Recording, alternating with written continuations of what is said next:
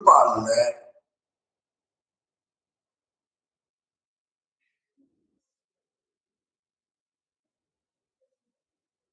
17வது அதிகாரம் செங்கோன்மை. ரொம்ப நல்ல அதிகாரம் இந்த அதிகாரம். ஆக செங்கோன்மையானது அரசனால் செய்யப்படும் முறையின் தன்மைன்னு பதிக்கிறவர் காட்டுகிறார். அந்த ஒழுங்குமுறை ஒருபால் போடாமல் செம்மையான கோல் போன நடத்தணும். அதனால செங்கோல் எனப்படும். வடநூலர் தண்டம் என்று சொல்லுவார்கள். ஆக சோர்வில்லாத அரசனால் செய்யப்பான். இது எல்லாராலும் செங்கோன்மை முடியாது. அதனால் சோர்வில்லாமல் மறதி இல்லாமல் கடமையை செய்யக்கூடிய அரசன் உச்சாவாமைக்கு பிறகு இந்த அதிகாரத்தை வைத்தார் என்று பெரியவர்கள் காட்டினார்கள். அப்ப செங்கோன்மை என்பதற்கு முறை செய்தல் உடைமை என்று ஒரு ஆசிரியர் காட்டினார். முறை செய்தல் என்பது எவை என்றால் குற்றமும் குணமும் தூக்கி ஆராய்தலால் கொள்கின்ற ஒரு இடத்திலே இருக்கிற குற்றம் குணம் ஆகியவற்றை தூக்கி ஆராய்தலால் கோல். அது ஒருபால் கோடாமையால் செங்கோலாயிற்று. அது அந்த மேலும் சுற்றத்தார்கள் பாலும் தன்மாற்றும் கடைபிடிக்கக்கூடிய திறத்தை இதை காட்டினார். மேலும் உலக மக்களிடத்திலே செய்யக்கூடிய திறத்தையும் காட்டினார். அது செங்கோன்மை என்ற அதிகாரத்தின் அதிகார வைப்புகளையே பெரியவர்கள் காட்டுகிறார்கள்.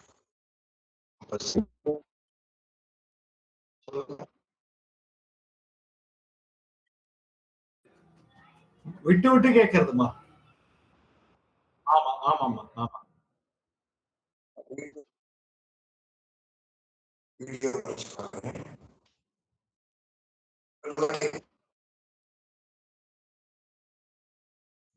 ஆக செங்கோன்மை நடுவு நிலைமை தவறாது ஆட்சி புரியும் தன்மை. ஆக ஆட்சியாளனாக இருக்கக்கூடியவன் அரசனை மையமிடாமல் அவனது ஆளப்படும் ஆட்சியையே பேசப்படுவது. இந்த முறையிலே செங்கோன்மை என்ற அதிகாரத்திற்கு பொருளை நாம் பார்க்கிறோம். எனவே குற்றமும் குணமும் தூக்கி ஆராய்தலால் கோல் என்றும் அது ஒருபால் கோடாமையாலும் செங்கோல் என்றும் அதை கடைபிடிப்பதால் செங்கோன்மை என்றும் அதிகாரத்தில மிக அருமையான இந்த பகுதியில நமக்கு அடுத்த பகுதியில கொடுங்கோன்மை என்று நமக்கு காட்ட இருக்கிறார். ஒருபால் கோடாமை அது செங்கோன்மை. முதல் குறள் ஓர்ந்து கண்ணோடாது இறை புரிந்து யார் மாட்டும் தேர்ந்து செய்வது அகுதே முறை.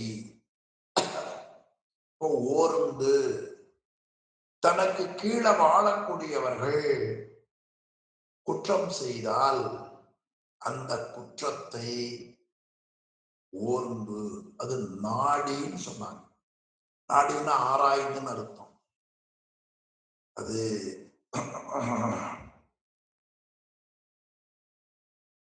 அருந்துயர் குரம்பையின் ஆன்மா நாடி என்ற பாயிரத்தில் வருகிற நாடி என்பது ஆராய்வது.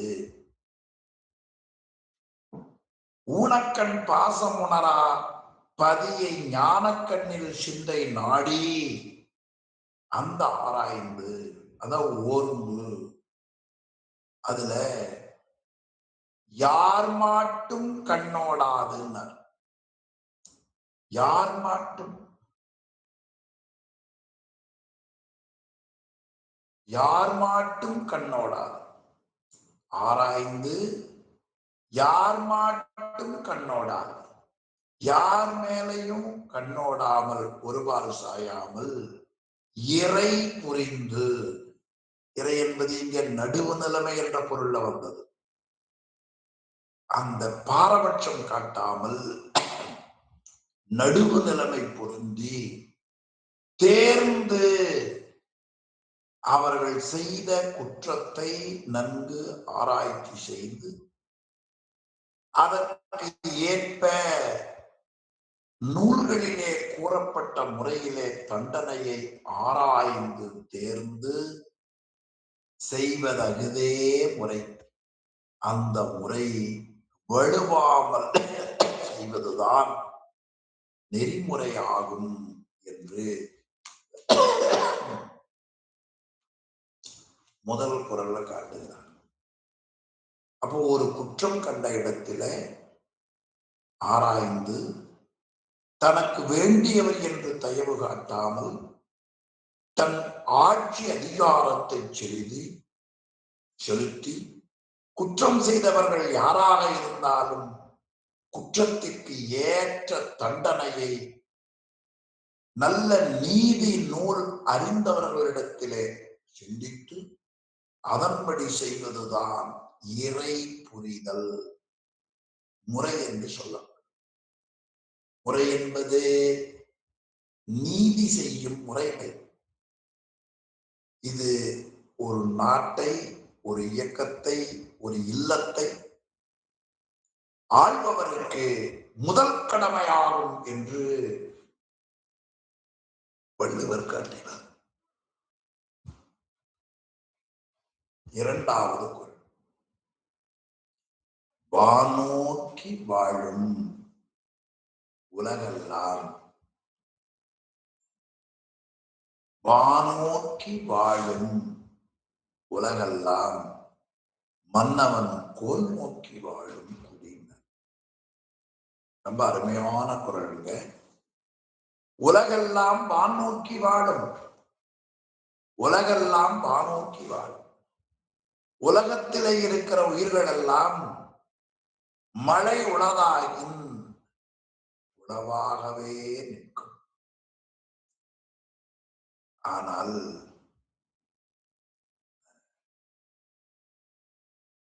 குடிகள் எல்லாம் மன்னன் கோல் நோக்கி வாழும். குடிகள் அரசன் செங்கோல் உளதாயின் அது உளவாக நிற்கும். அப்ப நோக்கி வாழ்தல் என்றால் இன்றியமையாமை என்று பொருள். கோல் நோக்கி வான் நோக்கி, நோக்கி நோக்கி வாழும், நோக்கி வாழும். முதல் வரியில வானோக்கி வாழும்னா, இரண்டாவது கோல் நோக்கி வாழும். அது ரெண்டுலையும் நோக்கி வாழும் என்பதை எடுத்துக்கொண்டால் இந்த நாட்டுக்கு மன்னனுக்கு இன்றியமையாமை எது தெரியுமா? வான் முதலாக வரக்கூடிய உணவை மேலானது வான் என்று காட்டினார். கோலாய ஏமத்தை கோல் என்று கூறினார். அந்த முறையிலே உலகத்து உயிர்களுக்கெல்லாம் மழை இன்றியமையாமை போல குடிகள் எல்லாம் அரசனுடைய செங்கோலை பார்த்து இருப்பார்கள். எனவே அந்த செங்கோலை கண்டு அவர்கள் அஞ்சாது வாழ்வார். ஆக வானோக்கி வாழும், வானை நோக்கி வாழக்கூடிய என்று தெரியும். அது வானால் வானான் ஆயவையனை கருதி உயிர் வாழும் எனவே வானினாய பையனை கருதி உயிர் வாழும் என்ற முறையில அமையும் என்று தொல்காப்பியரும் காட்டுகிறார். நோக்கு என்பதற்கு சிவஞான முனிவர் 9ஆம் நூற்பாவில் மன எழுச்சி விசேடம்ங்கிறார். மன எழுச்சி அந்த முறையில இந்த திருக்குறளிலே உலகத்தில் உள்ள உயிரினங்கள் எல்லாம் வானிலே இருந்து புழிகின்ற மழையை நம்பி வாழுகின்றன. ஒரு நாட்டிலே இருக்கிற குடிமக்கள் எல்லாம் தங்கள் அரசனின் நீதி தவறாத நல்லாட்சியை அவர்கள் எண்ணி எண்ணி வாழ்க்கையில் பயமின்றி வாழ்வார்கள். எனவே குடிமக்கள் அனைவரும் அரசனுடைய நேரிய ஆட்சி எதிர்நோக்கி வாழ்வார்கள். எனவே நேரிய அரசாட்சி இல்லையே குடிமக்கள் பாதுகாப்பாக வாழ முடியாது என்கிற கருத்தை இந்த 2வது குறளிலே ஆசிரியர் பெருமான் காட்டியிருப்பதை பார்க்க. 3வது குறள்ல அந்தணர் நோக்கும் அறத்திற்கும் ஆதியாய் நின்றது மன்னவன் கோல். ஆக மேலான தன்மை உடையவர்கள் என்று போற்றப்படுகிற வேதம் ஓதுபவர்கள், அந்தன்மை உடையவர்கள், வேதத்தை ஓதுபவர்கள், அவர்களுக்கும் அவர்தம் வேதத்திற்கு ஆதியாக இருப்பதும்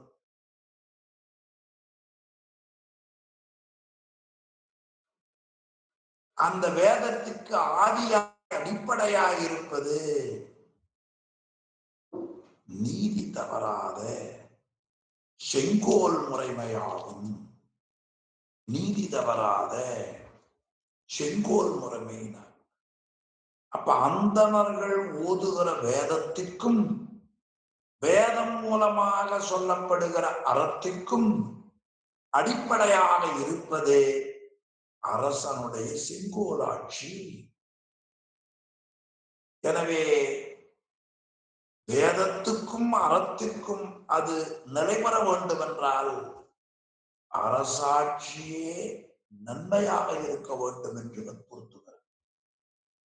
எனவே அந்தணர்கள் தம் வேதங்கள் அரசனுக்கு மேலானவை என்று கூறினாலும் கூட அந்த அறம் செய்வதற்கும் காவலாய் நிற்பது மன்னனுடைய ஆட்சி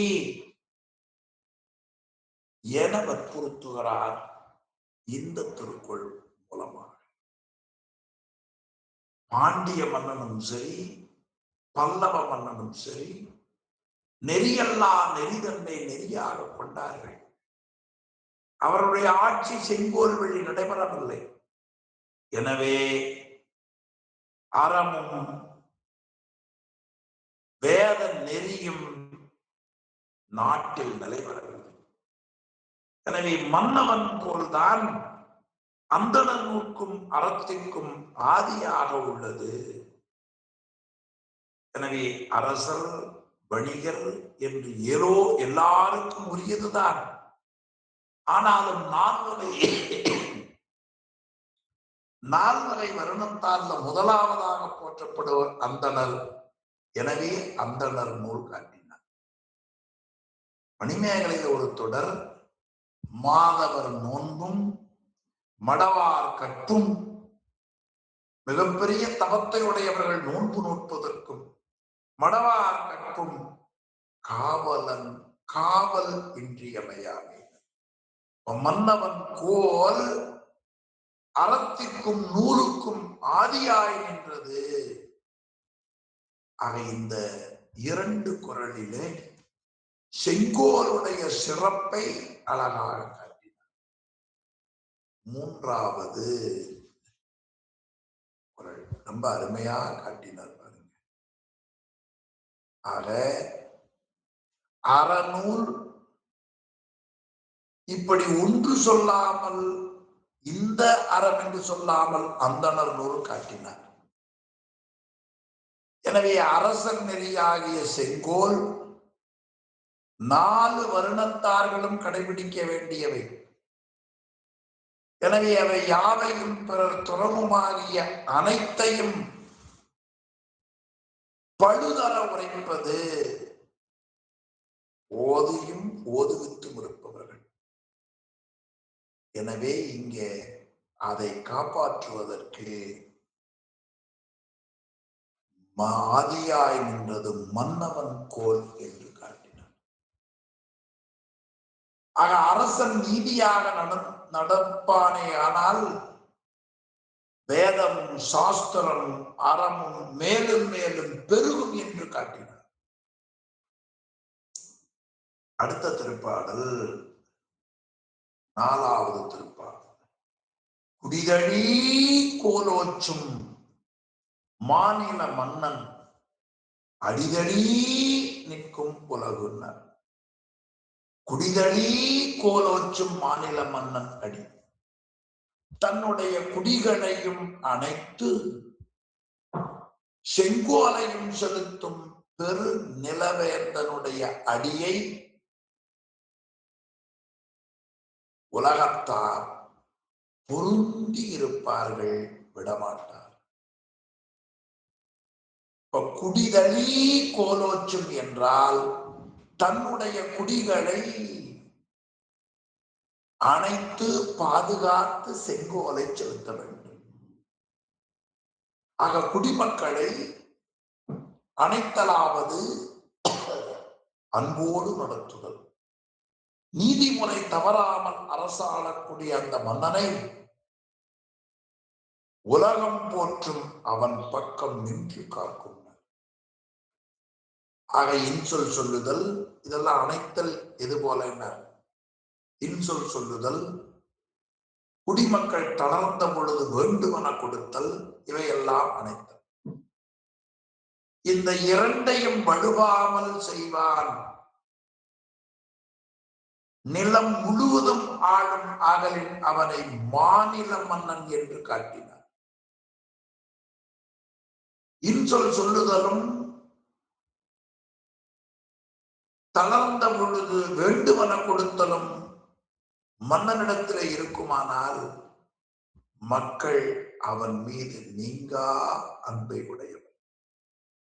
அதனால் அடிதழி நிற்கும் உலகு என்று மக்கள்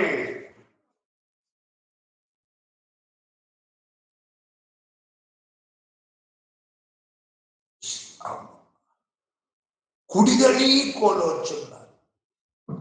எவ்வளவு பெரிய கோட்டைக்குள்ளே இருந்தாலும் மனதால் அச்சமுடையவர்களுக்கு அந்த கோட்டையால் அவர்களுக்கு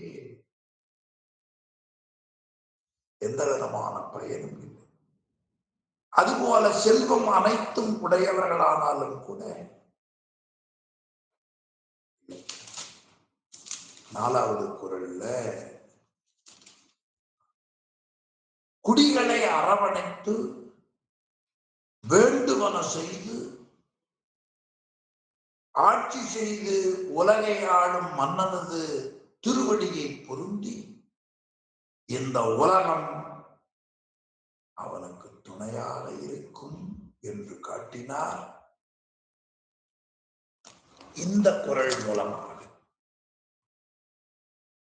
இனி 5வது குறள். இயல்புழி கோலோச்சும் மன்னவன்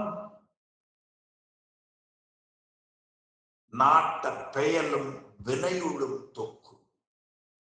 பெயலும் விளையுளும் தொக்கு.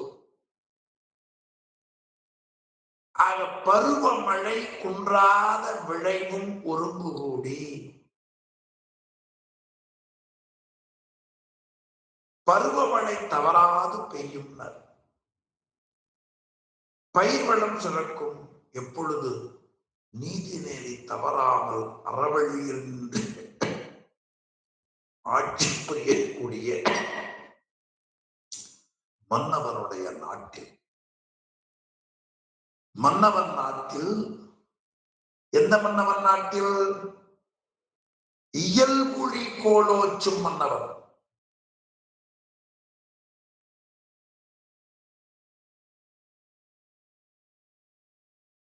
அப்ப இயல்புழி கோலோச்சும் மன்னவனாவது நல்ல உலக நீதி நூல்களிலே சொல்லப்பட்ட முறைகளிலே செங்கோலை செலுத்துவோனே. ஆனால் அவன் அறநூல்களில் சொன்னபடி ஆட்சி புரியக்கூடிய அந்த நாட்டில் பருவமழை தவறாது பெய்யும், மழைக்கு ஏற்ப விளைச்சலும் பெருகும்.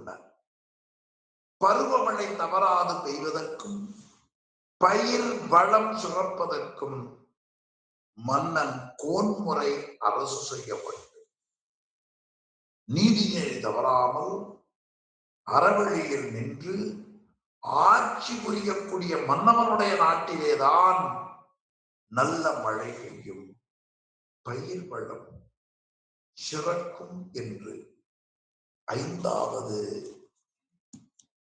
திருக்குறள் மூலமா நமக்கு நெறிப்படுத்துகிறார். இன்னொருத்தர் உரையாசிரியர் காட்டினார், ஆடம்பரம் ஆரவாரம் எல்லாம் இல்லாமல் கடமை என்று கருதி மிக இயல்பாக அறவழியில் ஆட்சி செலுத்தும் மன்னனுடைய நாட்டிலே ஆடம்பரம் இருக்கக்கூடாது, ஆரவாரம் இருக்கக்கூடாது. கடமை என்று கருதி மிக இயல்பாக அறவழியில் ஆட்சி செய்யும் மன்னவனது நாட்டில் பருவமழையும் குறையாத விளைவும். மழை பெஞ்சா மட்டும் பத்தாது, நல்ல பூமியில விளைச்சல் பெருக வேண்டும். இந்த ரெண்டும் ஒருங்கு கூடி சிறப்பதற்கு அடிப்படை இயல்பொழி கோலோச்ச வேண்டும். அந்த மன்னவருடைய நாட்டிலேதான் இவையெல்லாம் அமையும் என்று காட்டுகிறார். திரிகடுகத்துல ஒரு பாடல், வெஞ்சினவேந்தன் முறை நெறி சேர்தலும் திங்கள் மும்மாறிக்கு வித்துனார். வேள்வியின் பயன் வீழ்குணலாவது என்பது போல மாதம் மும்மாறி பெய்யும், தீங்கின்றி நாடெல்லாம் திங்கள் மும்மாறி பெய்து என்று ஆண்டாள் நாச்சியார் காட்டினார். அப்படி திங்கள் மும்மாறி பெய்ய வேண்டும் என்றால் வேந்தன் முறை நெறியில் நிற்க வேண்டும். இது திரிகடுகத்துல வருகிறது.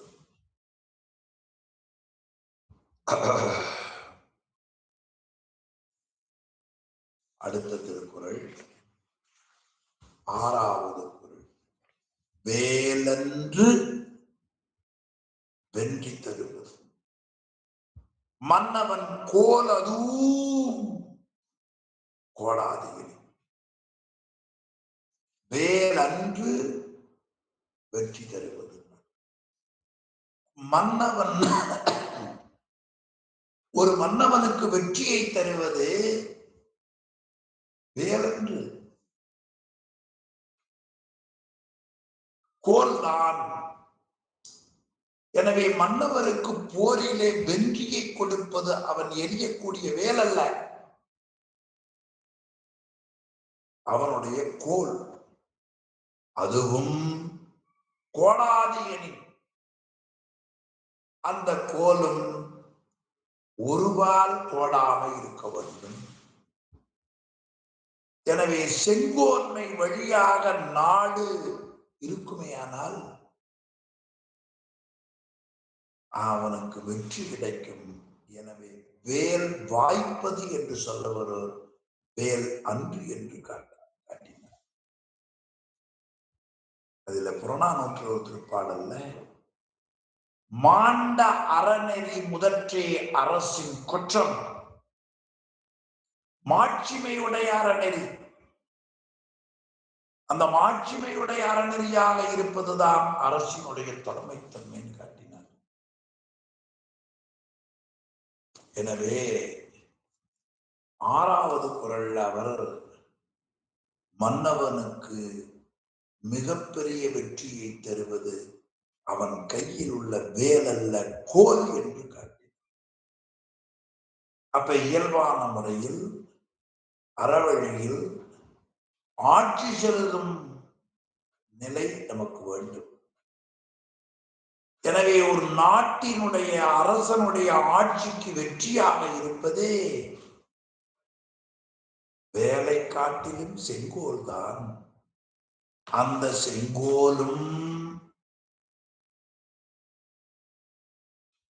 செங்கோலும் என்று காட்டி கோடாது எனின் ஒருபால் கோடாது செப்பமுடையதாக இருத்தல் வேண்டும் என்று 6வது குறள் ரொம்ப சிறந்த குறள். வேறென்று வெற்றி தருவது மன்னவன் கோல்தான் வெற்றியினார். அதுவும் கோடாதனி, அது ஒருபால் கோடாது இருக்க வேண்டும் என்று செங்கோன்மையை வற்புறுத்தி காட்டுகிறார். 7வது குறள் இறை காக்கும் வையகமெல்லாம் அவனை முறை காக்கும் முட்டாள் செய்யும். ஆக இந்த உலகத்தை காப்பாற்றுகிற மன்னன் வையமெல்லாம் இறை காக்கும், வையத்தை எல்லாம் அரசன் காப்பான். அவனை முறை காப்பது அவனது செங்கோலே ஆகும். வையமெல்லாம் இறை காக்கும். இந்த நாட்டை மன்னன் காப்பாற்றுவார். மன்னன் அவனுடைய ஆட்சி முறை அவனை காக்கும். எனவே முட்டாட்சியின் அதனை செய்வதற்கு இடையூறு வந்த காலத்திலேயும் கூட இடையூறு இல்லாமல் செய்ய வேண்டும் என்று காட்டினார். தன்னுடைய ஆளுகைக்கு உட்பட்ட உலகையெல்லாம் அரசன் காப்பாற்றினார்.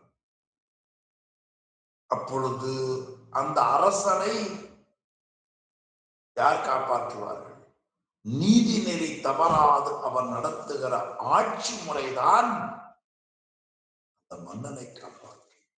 இறை காக்கும் வையமெல்லாம், வையகமெல்லாம் இறை காக்கும். இறை என்பது மன்னவன். இந்த உலகம் முழுவதையும் மன்னன் காப்பாற்றுவனே. ஆனால் அந்த மன்னவனை யார் காப்பார்கள்?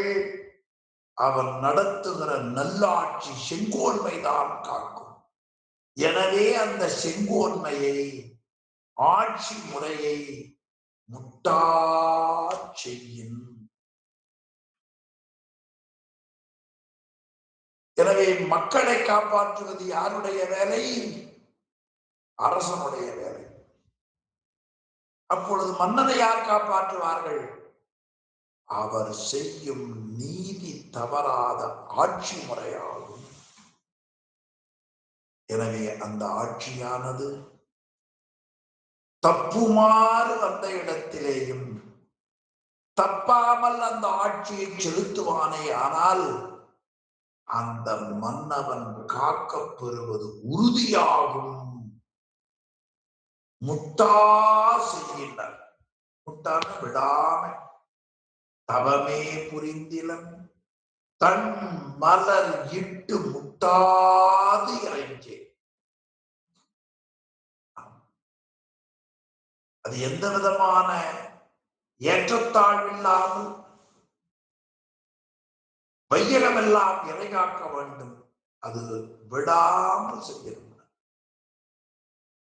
அப்படி இந்த உலகத்தை எல்லாம் மன்னன் காப்பாற்றினால் மன்னனை யார் காப்பார்கள்? அவன் நீதி நெறி தவறாமல் அவன் நடத்துகிற ஆட்சி முறைதான் அவனை உடனிருந்து காப்பாற்றும். எனவே உலகம் முழுவதையும் அரசன் காப்பார். அவன் செய்த நீதி தவறாத ஆட்சிதான் காட்டும். ஏதேனும் ஒரு ஆட்சி முறையிலே தவறு வருமானாலும் கூட அந்த நெறிமுறைகள் தவறாமல் ஆட்சி செய்வானே ஆனால் அவன் காப்பது உறுதி, அவன் காப்பாற்றப்படுவான் என்று 7வது குறளிலே மிக தெளிவாக காட்டு. 8வது திருக்குறள் என்பதத்தான் ஓரா முறை செய்யா மன்னவன் தன் பதத்தான் தானே கெடும். என்பதத்தான் ஓரா முறை செய்யா மன்னவன், யார் யாருக்கு என்ன முறை உண்டோ ஒழுங்குண்டோ அதை வேண்டினவருக்கு எளிய முறையிலே அரசும் அதை காப்பாற்ற வேண்டும். தன்னுடைய ஆளுகைக்கு உட்பட்ட உலகையெல்லாம் அரசன் காப்பாற்றினால் இவன் செங்கோல் அவனை காப்பாற்றும் பார்த்தோம். அடுத்த குறள்ல சொன்னார், என்பதத்தான் ஓரா செய்யா மன்னவன் தன்பதத்தான் தானே கெடும். ஆக எளிமையும் ஆராய்ச்சி அறிவும் நீதி வழுவாத தன்மையும் இல்லாத அரசன் தன் நிலையிலே இருந்து இழிந்து விடுவான். அவன் பகைவர் இல்லாமல் தானே கெட்டு போவான் என்று 8வது குறள்ல நெறிப்படுத்துகிறார். அப்படின்னு என்ன அர்த்தம்? நாட்டு மக்கள்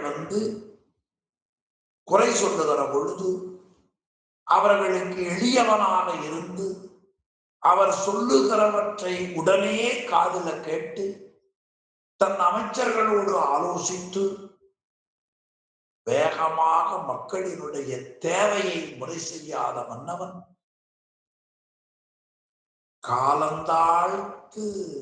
காலந்தாழ்த்துகின்ற காரணத்தால் கெடுப்பான்றி தானே கெட்டு போவாங்க. எனவே நாம் ஒரு வேலையை செய்கிற பொழுது காலம் தாழ்த்துவதால் நீதிமுறை தவறு. எனவே என்பதத்தான் ஓரா முறை செய்யாமல் தன்பதத்தால் தானே கெடும்னர். அது ஒண்ணு நீ சிரமப்பட வேண்டாம். எனவே மக்களிடத்திலே பழகுவதிலே எளிமையும் அவர்கள் காட்டுகிற செயல்பாடுகளிலே இருக்கிற நன்மை தீமைகளை ஆராய்ந்து அறியக்கூடிய அறிவும் நீதி நழுவாத தன்மையும் இல்லாத அரசன் தன் நிலையிலே இருந்து இழுத்து விடுவான். அதனால் அவனுக்கு பகைவர்கள் ஒருத்தர் வேண்டாம், தானே கெட்டு போவான். 8வது குறள்ல காட்டி ரொம்ப நல்ல குறள். எனவே தன்னிடத்திலே முறையிடுபவர்களுக்கு உடனடியாக கேட்டு உரிய முறையிலே நாம் செய்ய வேண்டும். இந்த 8வது குறள்ல முறையில் ஆட்சி செய்யாதவனது கேட்டை காட்டினார்.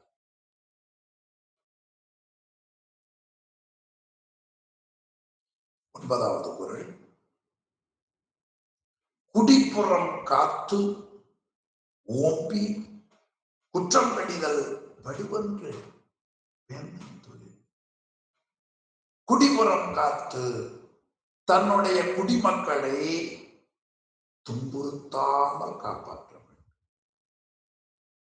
ஓம்பி தன்னால் ஆளுகிற நம்மால் வருத்தம் வராமல் பாதுகாக்க. அப்படி குற்றங்களை நீக்கி குற்றம் புரிந்தோரை தண்டித்து ஆட்சி செய்வது அவனுக்கு வடுவென்று வேந்தனுக்குரிய தொழில் என்று காட்டினார்.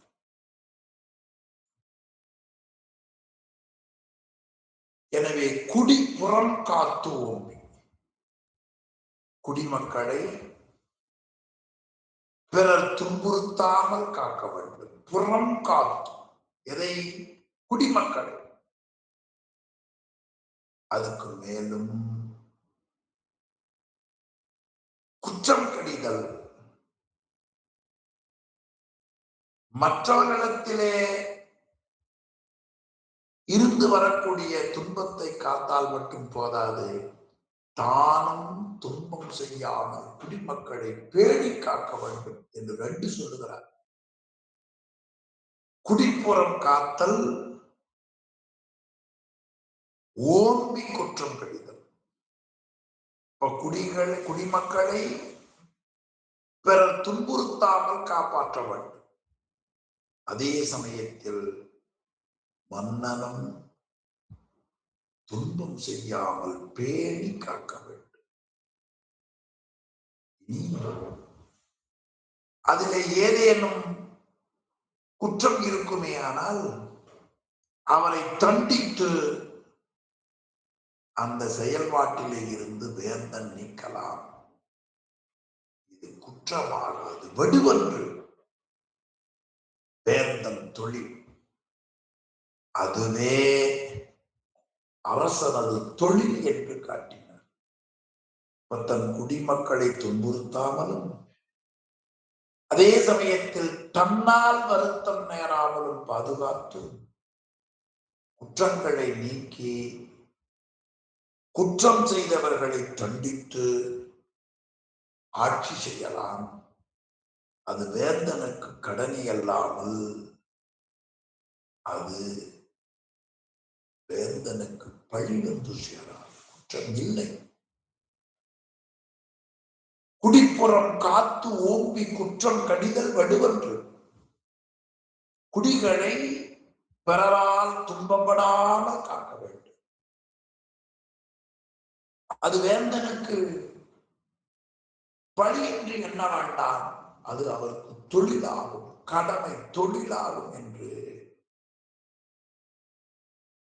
அருமையா காட்டினார். நிறைவான பொருள், கொலையில் கொடியாரை வேந்துறுத்தல் பைங்கூழ் களை கட்டதனோடு நேர். வேந்து ஒரு நாட்டு மன்னன், கொடியாரை கொலையில் ஒருத்தல்.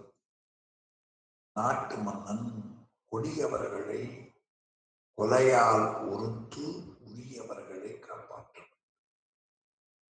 அது எது போல என்ன? பைங்கூழ் கட்டதனோடு நேர். உழவன் பயிர்கள் வளருகிற பகுதியிலே களையை களைந்து பைங்கூழை காத்ததோடு ஒக்கும் என்று காட்டினார். எனவே கொடியோர்க்கும் கொலை குற்றம் செய்தோருக்கும் அரசன் மரண தண்டனை விதிப்பது. அதனால் அரசனுக்கு குற்றம் பாராது. விளைநிலத்தில் வளர்கின்ற களைகளை அகற்றி பயிரை பாதுகாப்பதை போல கொடியோரிடத்திலே இருந்து நாட்டு மக்களை.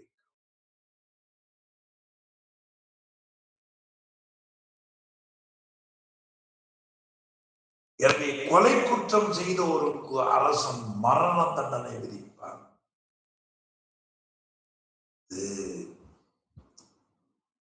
பயிருக்கு இருக்கிற களையை நீக்கினால் பயிருக்கு பாதுகாப்பு போல கொலை குற்றம் செய்தோரை அரசன் மரண தண்டனையை தண்டிப்பானேயானால் குடிமக்களை பாதுகாத்ததாக அமையும்.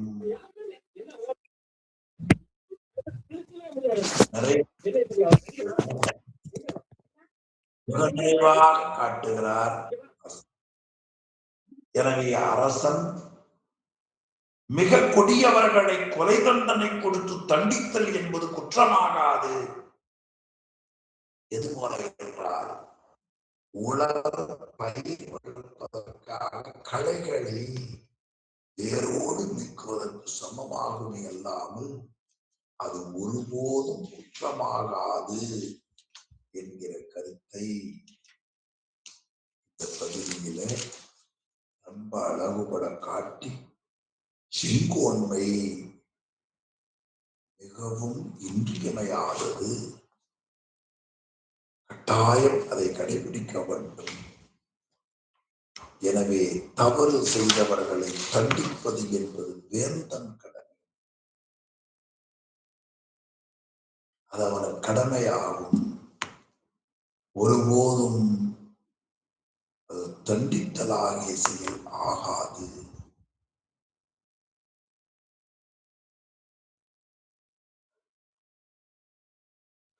என்று கொலையில் குடியாரை வேந்தொருத்தல் பைங்கூழ் களை கட்டதனோடு நேர் என்று நிறைவாக இந்த திருக்குறளை அமைத்திருக்கிறார். 10 குறளும் மிக அருமையான பண்புடைய குறள்களாக அமையப்பட்டிருக்கிறது.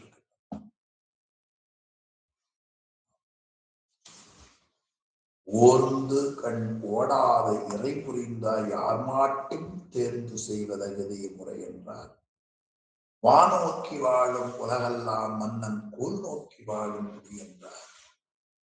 அந்தணர் நோக்கும் மரத்திற்கும் ஆதியாய் நின்றது மன்னவன் கோல் என்றார். குடிதழி கோலோச்சும் மாநில மன்னன் அடிதழி நிற்கும் உலகு என்றார். இயல்புழி கோலோச்சும் மன்னவன் நாட்டில் பெயரும் விளையுளும் தூக்குனர்.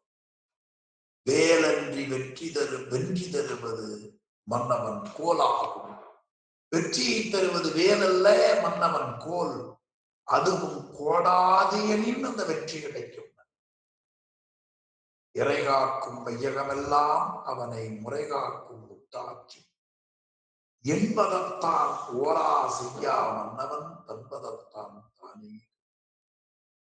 குடிப்புறம் காத்து ஓம்பி குற்றம் கடிதல் வெடுவன்று வேந்தன் தொழில்.